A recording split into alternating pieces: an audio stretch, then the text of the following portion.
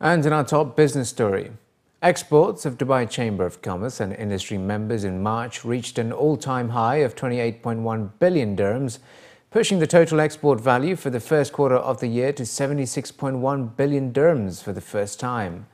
The latest export data released by Dubai Chamber shows an 8% increase on the previous quarter's value of 70.3 billion dirhams and a 7% rise from the 71.1 billion dirhams recorded the same quarter a year ago.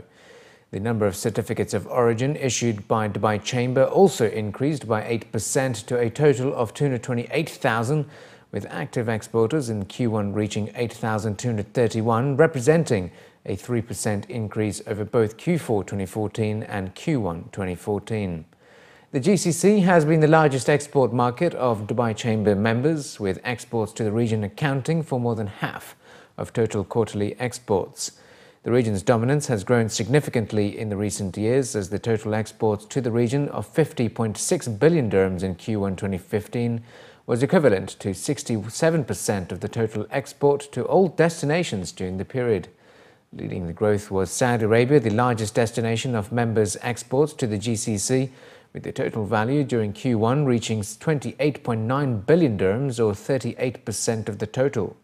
For other GCC countries, exports to Qatar rose by 13%, Kuwait by 11%, and Oman and Bahrain by 5%. The recent surge in exports to Switzerland pushed the country in the list of largest non-GCC export destinations, followed by India, Jordan, Ethiopia, and Algeria. A plan to build a 15-kilometer extension to Dubai Metro to link it to the site of the Expo 2020 event has been welcomed by developer Nakheel. More than 110,000 people who live in some of Nakheel's biggest and fastest-growing communities are set to benefit from the extension, the developer said on Monday in a statement. It added that it expected the value of homes in its communities to be boosted by the transport project.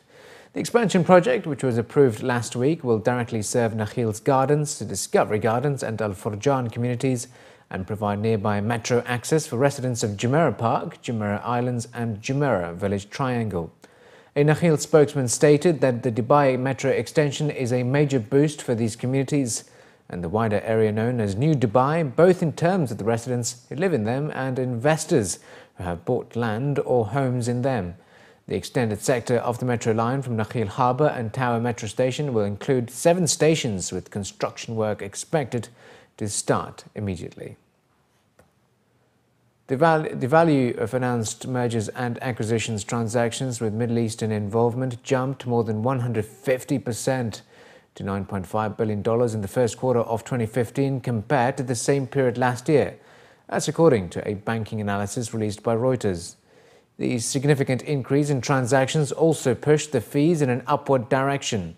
According to estimates from Thomson Reuters and Freeman Consulting, Middle Eastern investment banking fees reached $182 million during the first quarter of 2015, 5% more than the value recorded during the previous quarter and a 20% increase from the same period in 2014.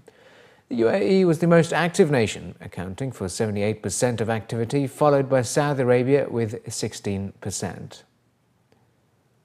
Dubai's property market has shown more signs of a first-quarter slowdown as new housing comes on stream at a time of slowing sentiment. Property broker JLL reported that average apartment prices fell 2% compared with the previous quarter, and villa prices fell 1% during the first 3 months of the year, as developers completed 730 new homes across the emirate.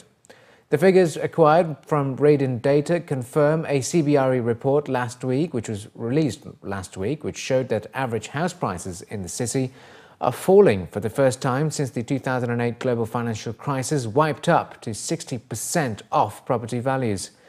At the same time, average housing rents for both villas and apartments remained static during the first quarter of the year compared with the previous quarter. In January, JLL predicted that average house prices and rents in Dubai would fall 10% this year because of a lack of affordability in the market and the recent global oil price crash.